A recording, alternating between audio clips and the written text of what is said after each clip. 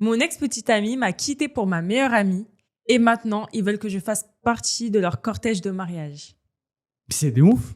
J'ai juré, c'est de ouf. Va là-bas, frère.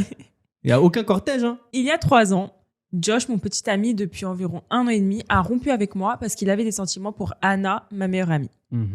Nous sortions beaucoup et ils ont dit qu'ils avaient fini par développer des sentiments l'un pour l'autre. Ok. Ça, on va en parler après. Ils ont tous les deux admis qu'ils m'avaient trompé. Donc, ma meilleure amie et mon mec. Ok. La trahison. Ils ont ken.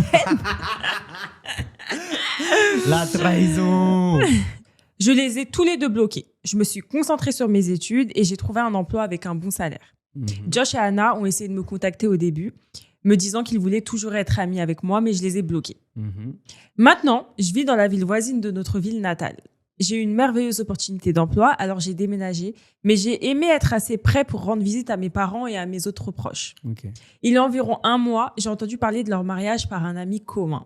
Cela ne me dérangeait plus vraiment, alors j'ai continué ma vie. Il y a 1 semaine, j'ai reçu un message d'Anna me disant qu'elle et Josh se mariaient et qu'ils aimeraient que je fasse partie de la fête de mariage. Ok. J'ai répondu « Félicitations, non merci ». Je n'avais plus aucun sentiment pour Josh et je vois même quelqu'un d'autre, mais je veux pas célébrer le mariage de 2 personnes qui m'ont trahi. Bien sûr. Ils ont insisté. Josh m'a également envoyé un message via un autre numéro. Certains de mes amis ont également essayé de me convaincre de venir au mariage. J'ai fermement dit non.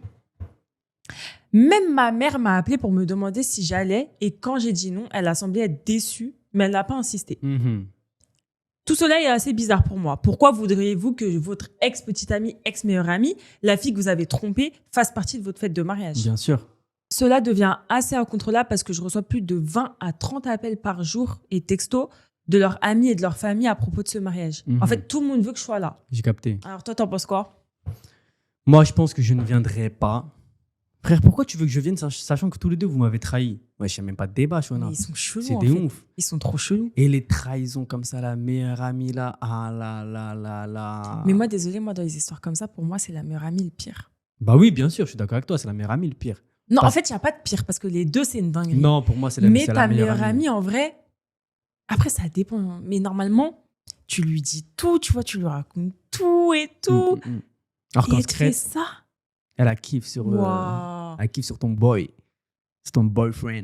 C'est pour ça, tu vois, il y en a, ils se demandent des fois, est-ce qu'il faut mélanger genre le couple et Et les les amis amis proches. Parce que les deux, ils peuvent commencer à se kiffer comme il s'est passé là, tu vois.